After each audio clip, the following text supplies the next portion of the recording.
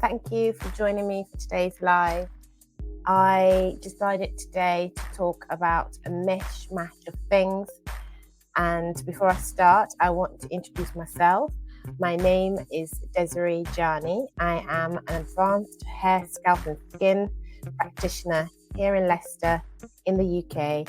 And I help people look after themselves and fix their hair, scalp and skin. Any concerns that they have that is of a problem to them, any hair loss and hair shaft disorders, I help them to solve those issues. I also help professionals within the space to perfect their services and treatments that they offer within their businesses. And I also want to caveat that I am not a doctor, I'm not a GP, I am not your doctor either.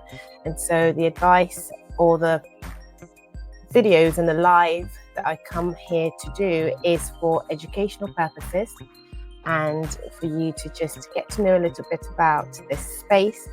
But if you're experiencing any issues whatsoever, you must consult your GP.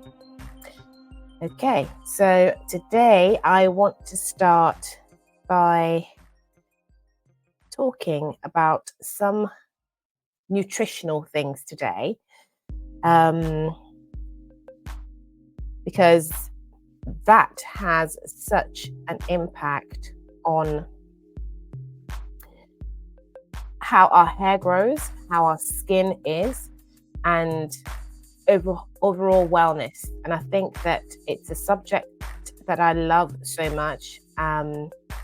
And it always comes back each time we do, I see patients or we do diagnosis and things like that. Nutrition tends to always come back into the mix. So it's important to talk about it. Today, we'll be discussing the impact of nutrition and the value of food. I won't be digging too deep into it, but I just want to make sure that we cover some things that are most people aren't aware of. I've noticed that most people are not aware of within my space and the areas that I work in, for example. So that's the hair, scalp and skin, right? So I want to start by talking about nutrients and its absorption and what hinders the absorption of nutrients. So when we take food, it's important to realize that fundamentally the initial purpose of eating is to... My sister's just sneezed. Bless you. No, thank you. So when we eat, we intend to have that as the first building block of making sure that we are well. It is to make us feel well. It's nice the food tastes good. It's nice that we enjoy eating, but we eat to repair, to restore, to ensure that we are feeding our bodies well enough that it travels to the outsides of our bodies so that we can get that beautifying effect of the nutrients that we're consuming. So hair, scalp and skin benefits from a highly nutritious diet. So when we eat highly nutritious foods, it helps in the fact that initially our bodies and our organs will absorb and take away the majority of those nutrients first, and whatever is left over goes over to our hair, scalp and skin. So it's important that we're eating adequately nutritious food, or the nutrients of our foods should be abundant enough for any to be left over to feed our hair, scalp and skin. Also, what we eat that affects our bodies may also affect our hair, scalp and skin. So when you're eating certain things and you're noticing a reaction, it is important to keep an eye on those things to make sure that you aren't experiencing adverse reaction from the foods and things that you take. I'm just looking for something, and just so that I can talk about iron and things like that. Okay, so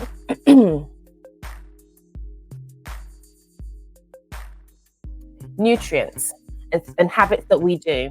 The habits that we form for ourselves can hinder the absorption of nutrients from our food. Things like smoking. Smoking breaks down the collagen in the skin. Okay, so one cigarette a day steals about 50 to 150 milligrams of vitamin C in your body. Vitamin C is brilliant in the fact that it helps to support collagen production.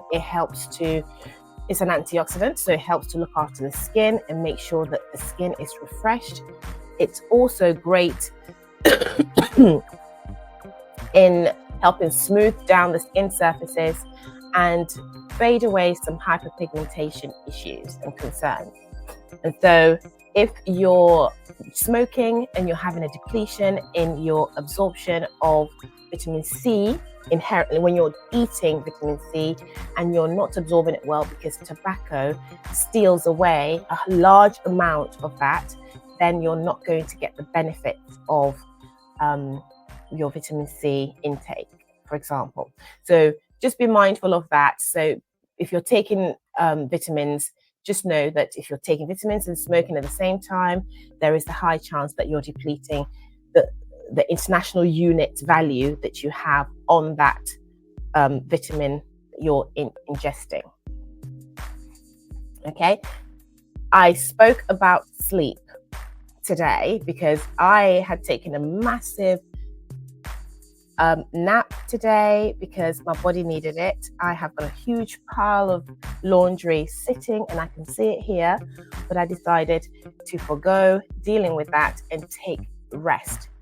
I wanted to talk about rest today because of what it does to you and the fact that it repairs your body slowly, and you need more of sleep to be able to do that for you, to repair and rejuvenate and give you that restorative feeling that you need to get those cells to start working efficiently.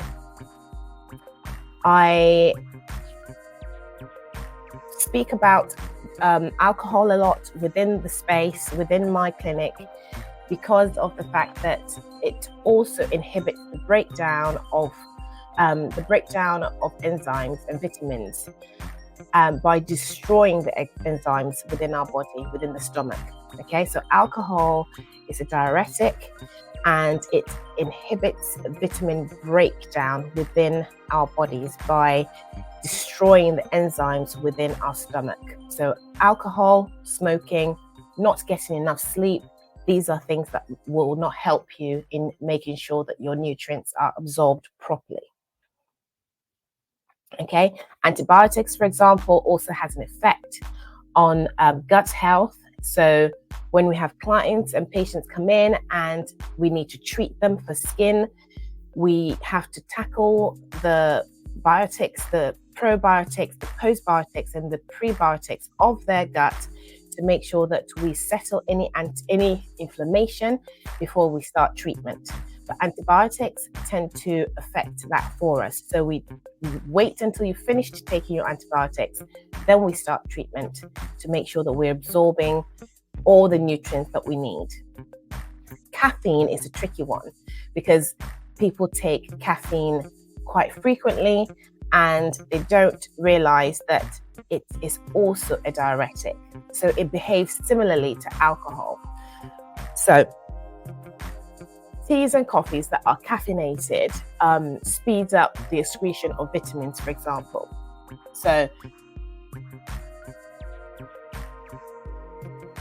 when you've taken your vitamins, we want them to work slowly. we want them to, we need a slow release of those vitamins. And so if you've got caffeine and alcohol speeding up that excretion of those vitamins. So excretion is when those vitamins are exiting your body. So they've done their work and they're exiting your body. And if this is going to be sped up, we're not going to grab hold of those nutrients and the nutritional value of the vitamins that we've taken. So we need to make sure that we take teas and coffees at least an hour before we start taking any vitamins. Okay, so for example, iron will be inhibited by caffeine. So if you're taking iron, you need to be very careful of that. Okay, so if you have poor gut health, we find that patients are not having nutrients delivered properly into the areas of their bodies. And so we make sure that gut health is very important to us. I just wanted to go back to that to make sure that that is happening. Gut health is very, very important. Then we want to talk about poor diet. We are all guilty of eating the things that we shouldn't eat. I enjoy a good donut on a good day. I do like to have some sweet things, and I'm fully aware that these are the effects that it would have on my body. But it's about balance, isn't it? Just making sure that we've got a nice balance of good and some treats and some every so often. It's not a problem. So what does a poor diet do to our bodies? It damages our DNA. And it degrades the collagen within our bodies, and it destroys vitamins.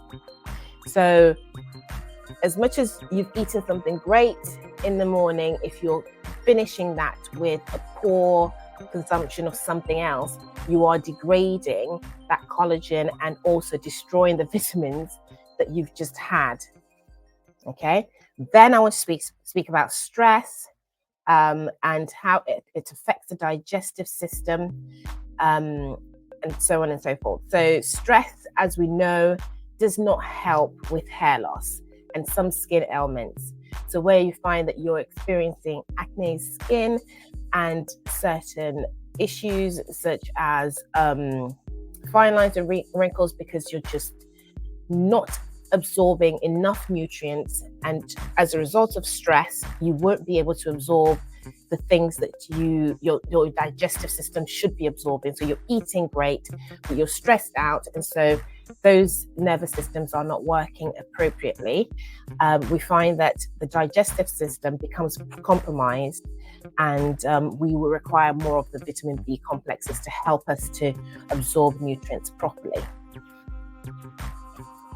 Okay, so I'm just going to read some studies that have found results in some things that we do that stops absorption of nutrients.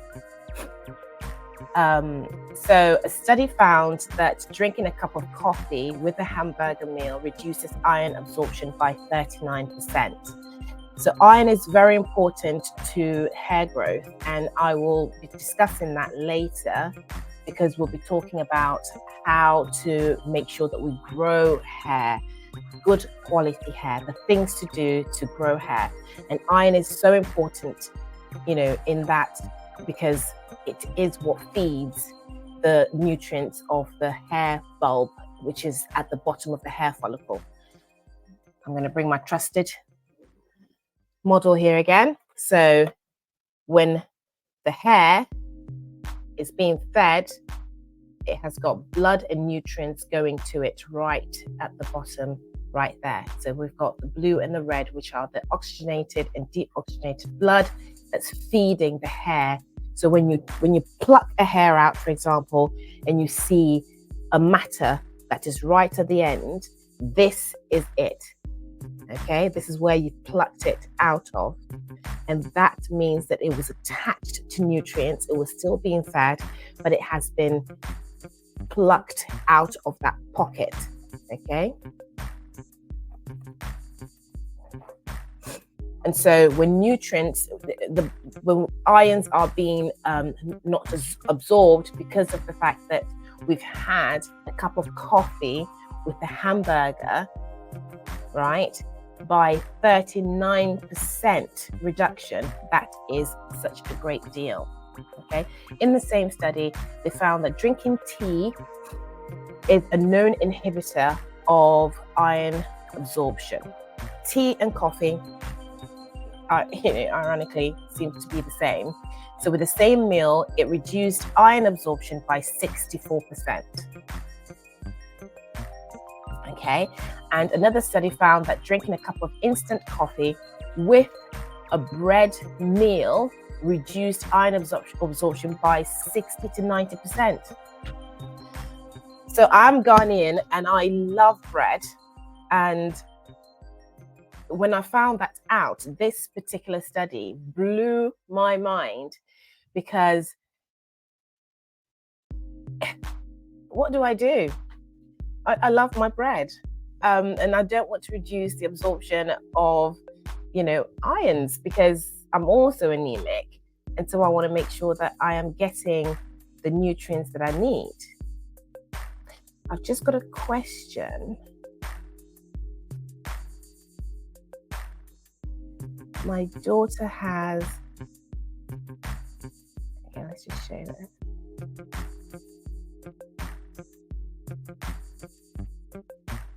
My daughter has dry scalp, and does that have anything to do with nutrition? Dry scalp tends to not, we don't really relate that to nutrition per se, because of the, sorry, I just played with my mic a little bit there, because of the fact that dry scalp is usually because we're not getting a lot of sebum production. So I've discussed sebum production, and I've also discussed how to regulate it. So if we've got dry scalp conditions,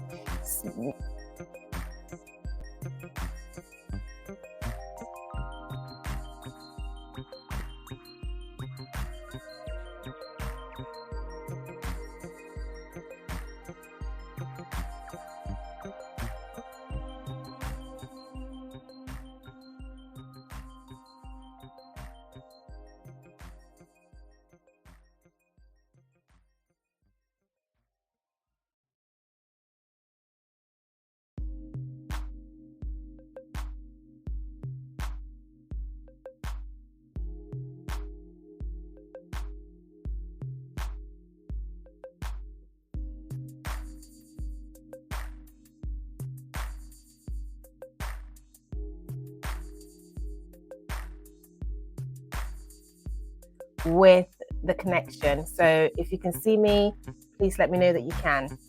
Okay, so I'm just going to go back to answer the question about the child that is experiencing dry scalp conditions and dry hair. Does that have anything to do with nutrition? So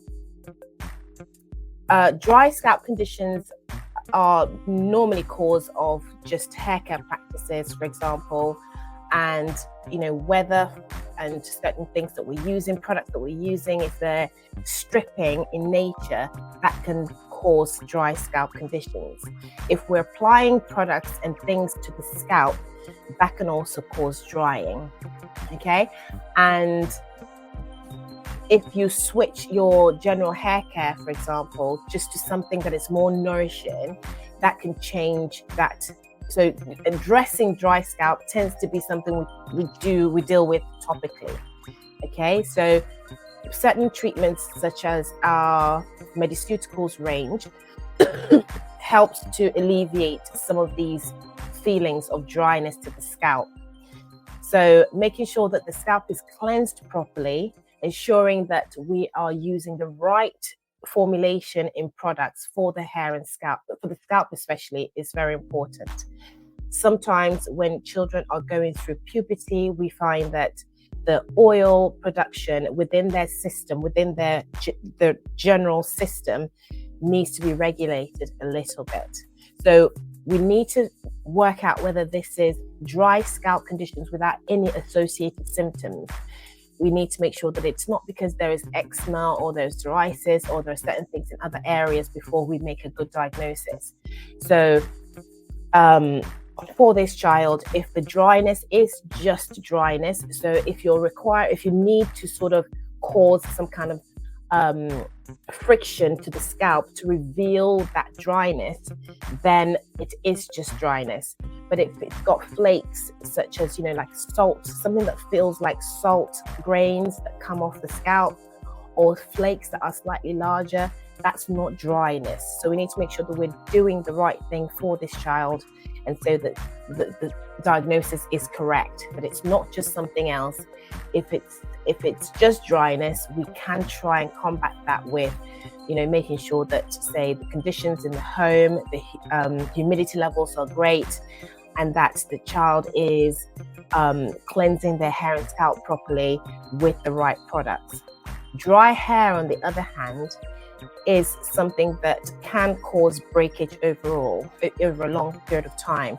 So you'll notice that the child stops or does not have the ability to retain the length of hair that they're looking for. But with dry hair, again, cleansing the hair, introducing hydration. Hydration has to be in water. So cleansing often is very important. When the hair is dry, most people try to avoid cleaning the hair.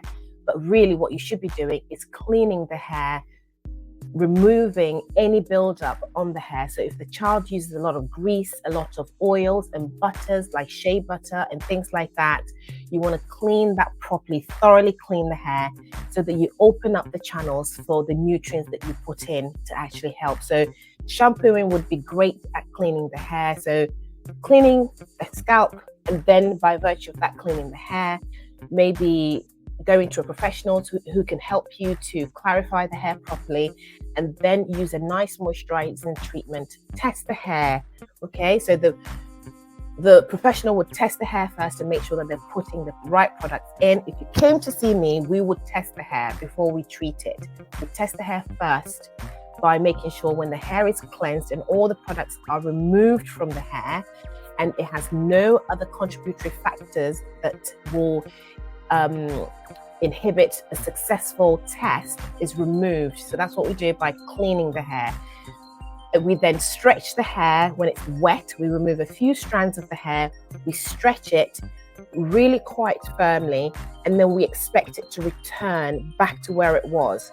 So if the hair stretches and returns, great, that's what we want. It's got great elasticity. It means it's got a great balance of protein and moisture, which is great for making sure that the hair does not become dry. If it struggles to stretch, it means that the hair is lacking in moisture. So if you want to know that your child's hair is dry, the best thing to do is to do these tests. Okay, at some point, hopefully within this month, I will be doing some of these tests to make sure that people can do them and conduct them at home. So for dry hair, when the hair has been cleansed and clarified, making sure that we don't clarify too often, because we're not professionals at home and we don't know how to replenish the hair. So maybe once every 3 months or so, if you engage in clarification of the hair, you then do a wet stretch test when the hair is wet. So when the hair is wet and cleansed, we stretch the hair and we expect it to return back to where it is.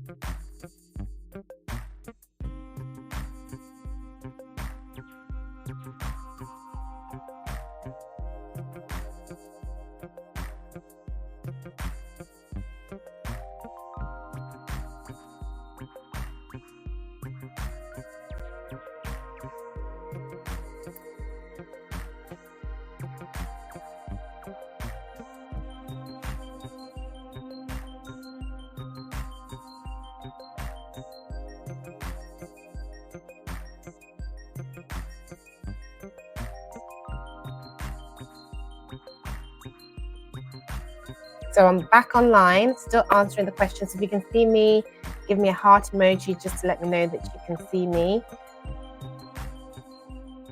Oh, that's my family. Good job, sis. Learnt a lot. Oh, that's so lovely. I'm so happy, Errol. So that's my curve.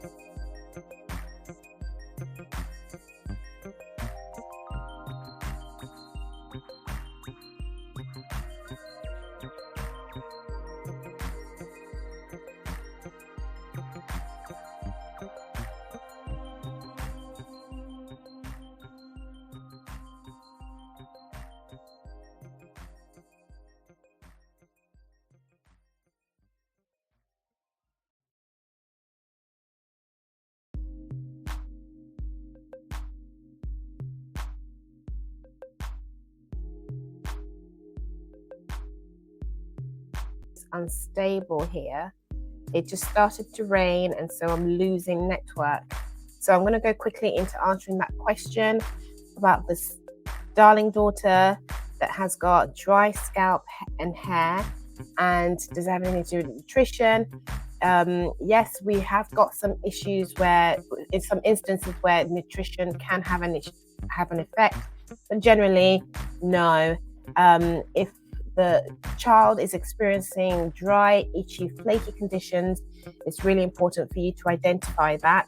So not just the dryness of the scalp, but we're looking for associated symptoms as well. So other things that are affecting the child, and also is the area itchy and is inflamed.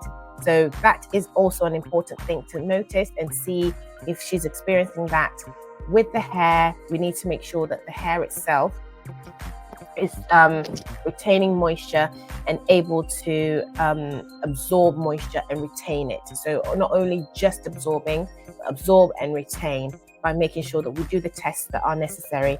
I mentioned that at some point during these lives, I might start to do some of these tests to let you know and see what you need to look out for when things happen like that. So that's, darling daughter, please just make sure that we are really asking the right questions. So she's experiencing dryness, but we need to make sure that she's also hasn't got any associated symptoms such as inflammation or flaky and itchiness and so on and so forth.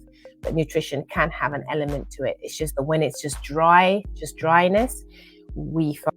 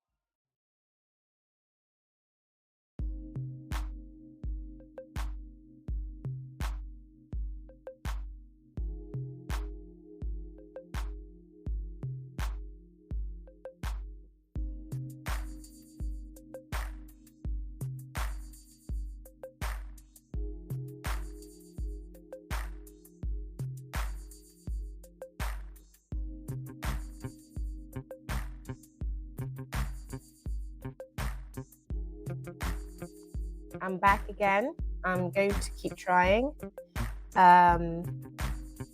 Really. So if it keeps cutting in and out, we'll just keep trying.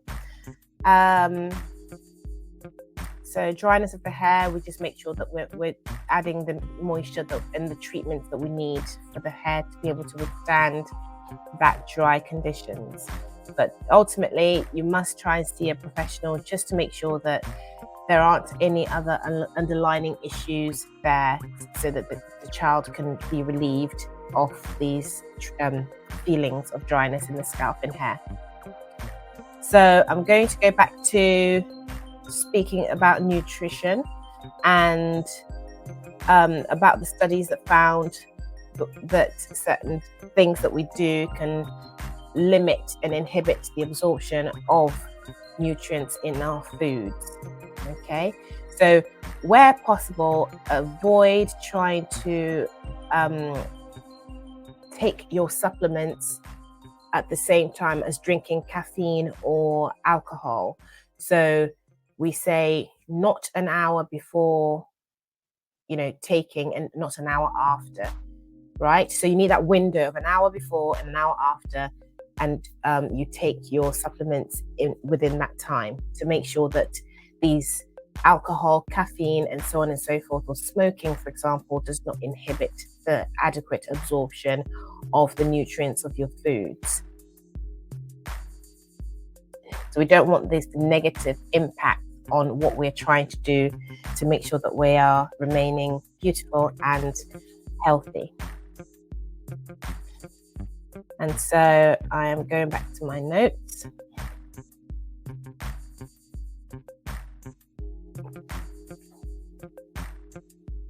Okay, so I want to talk about how to grow hair. So things that we need to do. Things that we need to do to make sure that we're growing hair and we're making sure that we're giving ourselves the nutrients that our hair needs. Let me start that again. We're giving ourselves the nutrients that our bodies needs so that there will be vitamin surpluses. So when we're in a surplus of nutrients, our bodies can then take what it needs, and whatever's left over will go towards our hair, scalp, and skin.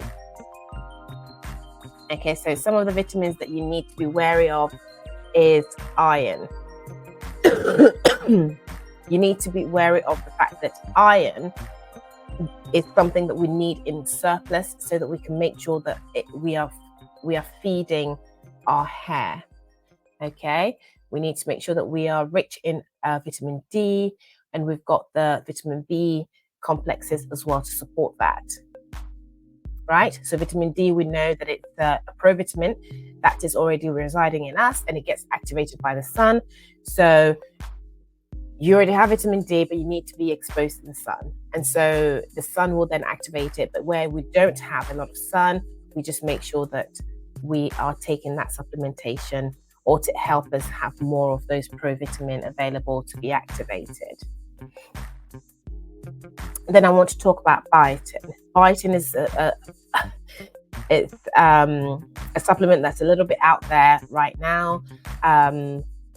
It is regulated heavily in the US, but in the UK, our vitamins are not regulated, and so biotin is a thing that people can't quite figure out how to deal with. There's a lot of brands that are marketing incorrectly that biotin helps with hair growth, or that it helps you grow hair somehow. That is rather incorrect. We don't have enough evidence to support this, and especially biotin taken in high doses frequently can actually have an adverse effect on certain things, such as the exams that are made to perhaps blood tests that are made to check for heart attacks, for example. So there were some death-related issues with biotin where the markers could not be picked up on blood tests to do with heart issues because the patients were taking biotin at high doses. Okay, so we don't want those high doses of biotin. A small dose of biotin, fair enough, but also you need to make sure that if you've got any blood tests coming up, you avoid taking biotin up to 8 hours prior to the test that you need to do.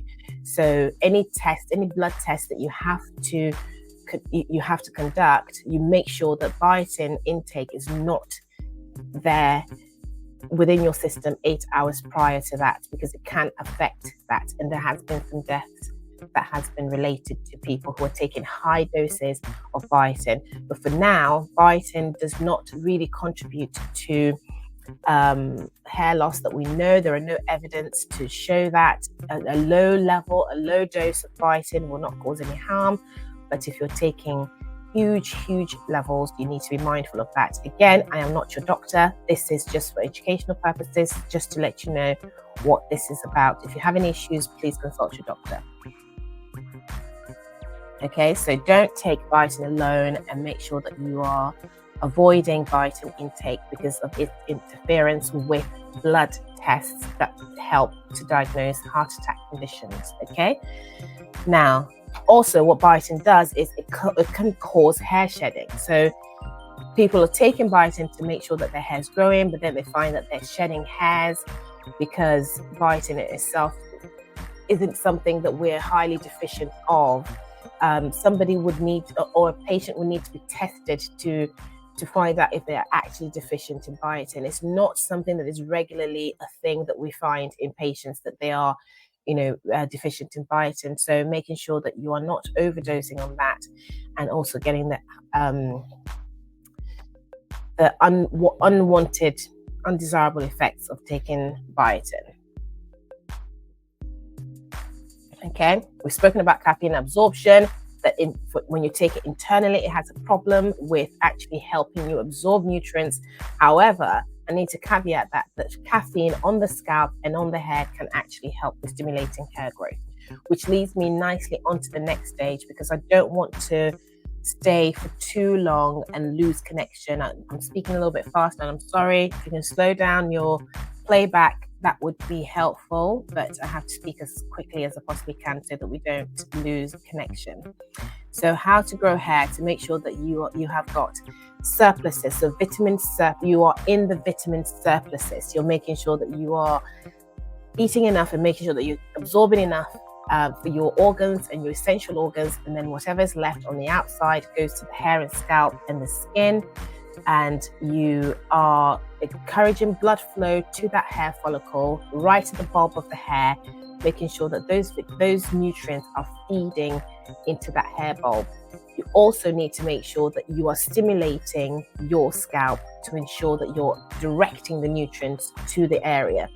By suppressing and massaging and working into that area of your skin and scalp, you are directing nutrients to that area to aid healing, wound healing, and bringing nutrients to enrich that area of your skin and scalp. And so massaging is really quite important. Using products that are really good at aiming to increase the blood circulation.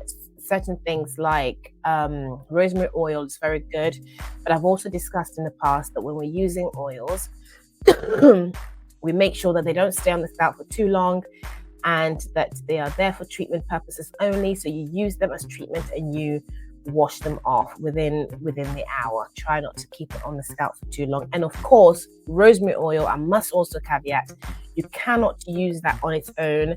You cannot use that neat. It has a toxicity effect on the body.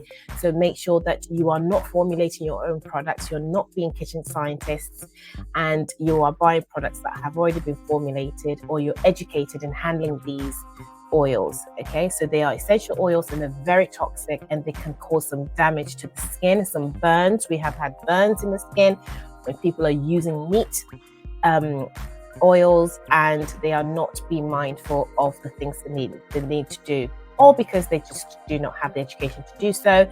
If you buy a product that is formulated for the scalp and it has those ingredients, yes, you can use them, but make sure that you're using them and you're washing them off afterwards, and they do not stay on the scalp for too long. We don't want anything on the scalp left on the scalp unless it's for treatment purposes and well formulated for the scalp.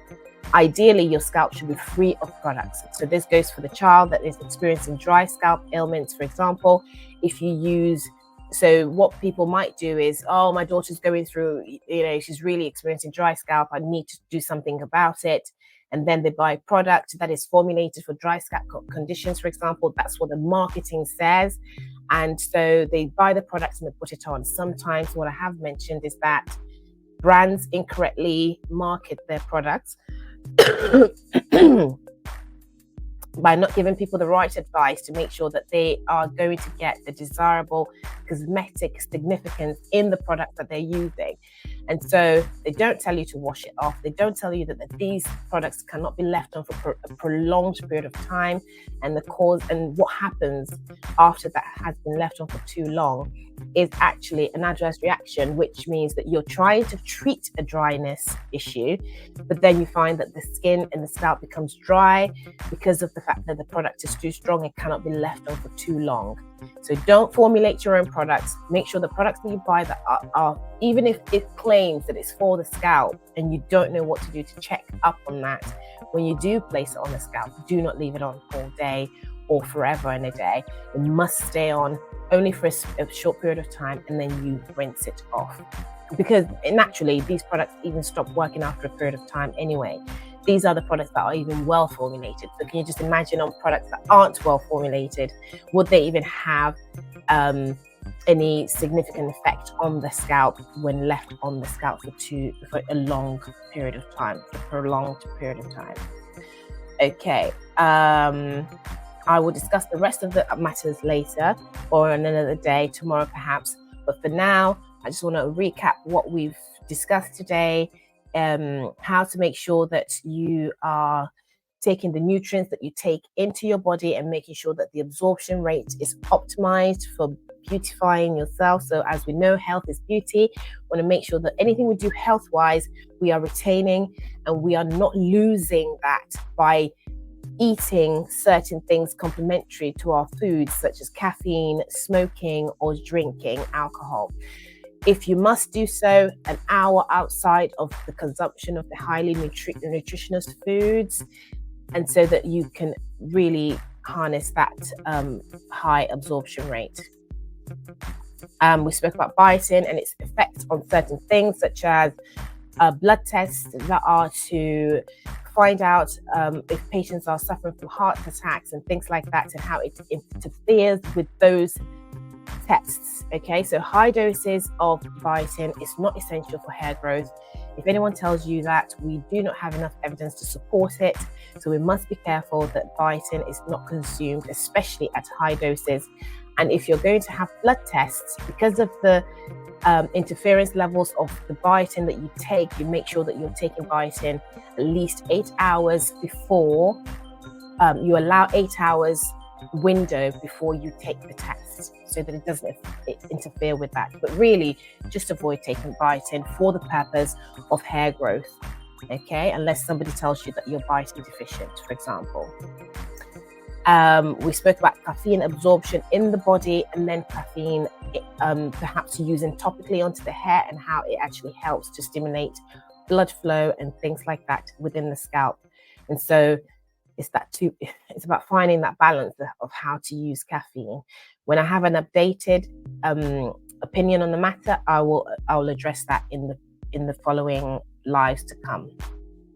Then we addressed, dry scalp conditions with a person, somebody who actually put a question up about their child, and spoke about those associated effects to make sure that the associated symptoms aren't being ignored, because they help us get a proper positive diagnosis of what is going on with your hair and scalp. Making sure that those tests are being conducted at good intervals, making sure that the hair is cleansed properly so that we can actually infuse the hair with the nutrients that it needs. I've also discussed that the hair that grows out of your scalp is dead. So everything you need to do to make sure that you are retaining length and looking after your hair must come from the external sources into the hair. So by using products and using techniques that help us to make sure that we retain moisture in the hair and look after the hair to retain length. Scalp issues, we're looking for flakiness, we're looking for itchy, inflammation. We must ask the child what is going on with them so that they can give us the right information for us to diagnose properly. But ultimately, see a professional so that that child can be helped properly. Okay, and I think that will be it for me today. Thank you for sticking by. Thank you so much for being patient with me, and the connection issues that we had was just not good. And so well done for sticking by, and thank you for joining me. Again, my name is Djanie. If you're looking for my services and treatments, you can find me on social media, but also at my clinic on Instagram or TikTok at Vegan Hair Salon UK. Okay, on that note, I'm going to say all my love, goodbye, and good night.